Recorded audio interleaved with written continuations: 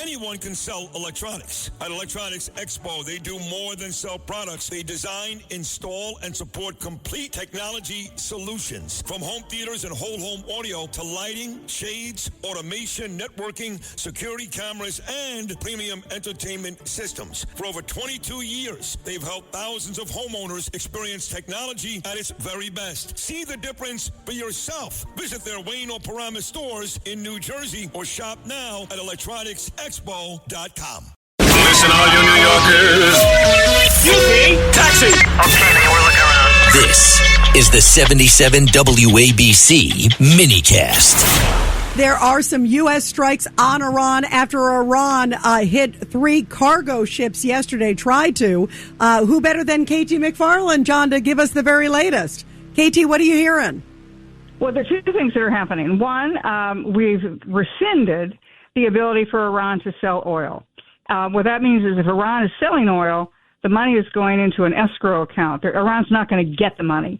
And then secondly, President Trump has just initiated some kind of a strike against Iranian facilities. It's not clear at this point because they've not made any real statements. It's not clear what they're doing or how they're doing it, but it's to respond to Iran's striking the Saudi, the Bahraini, and the 3 tankers that they struck in the last 24 hours. KT, we had General Blaine Holt on before. Yeah. And can you give us any updates on what you think how the meeting with Erdogan went and how the yelling match with NATO is going? Well, the yelling match at NATO is really angry at Donald Trump for the Iran war. They think it's a huge mistake. They think it's all our problem. We caused the problem. We made the mess. We need to clean up the mess. And so what President Trump wanted to get out of this meeting was Iran, that the NATO allies would maybe not contribute militarily because they don't have much to contribute, but to say that they backed us on the Iranian situation and the war and the result of no nuclear weapons for Iran, et cetera. We also want them to increase their defense spending, which they are going to do. But they're not going to say anything nice about Donald Trump and Iran. They blame Donald Trump. They think Iran is a distraction from Ukraine. They're angry that their shipping lanes have been interrupted, and they really don't care about Iran's nuclear weapons. And they are so anti-Israel. I mean, it's country after country after country, anti-Israel, anti-Semitic. Now, the head of NATO, who doesn't really have a lot of power, but the head of NATO is very much in Trump's camp, but the member countries are not. Now, one more thing. I saw there was some reference to Greenland today. Was there any discussion with NATO? There appears to be, at least in the press, there appears to be, who knows what they were saying privately, but Trump continued to make the point, look, you don't have the military. Denmark, it's a part of Denmark. You don't have the military to defend it. NATO doesn't have the military to defend it.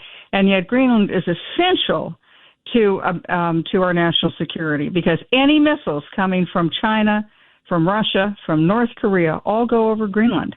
And if we don't have a military presence in Greenland to protect ourselves, to use either to gather intelligence or to shoot down enemy incoming missiles, then we're completely vulnerable to nuclear attack. Katie, before I let you go, have you heard anything about Netanyahu and Trump meeting? Because there was word there might be something soon between the two. There might be something later this week. Now, I think a couple of things have happened at the NATO meeting. Trump likes Erdogan. I've been in meetings with Erdogan. He is one mean, tough guy. I would not want to cross that guy. And Trump has found a way to get along with him. And Erdogan has played the intermediary between the United. He was one of the first countries to sign on to the Gaza peace plan. He's playing an intermediary with Iran. He's getting the Gulf Arab countries alongside with us. So he's really delivering for Trump, whereas the NATO allies, the other NATO allies, they don't want to have anything to do with Iran. They expect America to fix it for them. And as the British Prime Minister said, well, once it's done and you've won, then we might send some military assistance.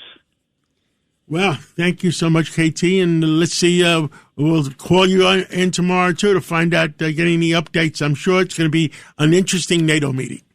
It's going to be a very interesting 24 hours, 48 hours. And yes. KT, my opinion, I don't know what your opinion is. My opinion is Erdogan is never going to get those F-35s.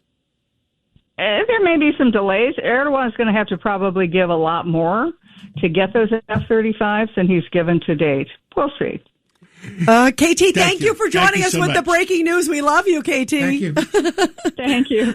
Make this summer unforgettable driving in a Mercedes-Benz from Mercedes-Benz of Edison. Join me Friday, July 10th at 12 noon, where I will be hosting my show live from Mercedes-Benz of Edison. I'm excited to see my friend and GM Doug Wells and the entire staff. Mercedes-Benz of Edison is committed to making your shopping experience stress-free. That's one reason they were named the 2026 Mercedes-Benz Dealer of the Year by Cars.com. Visit Mercedes-Benz of Edison and meet me, Greg Kelly. See you soon.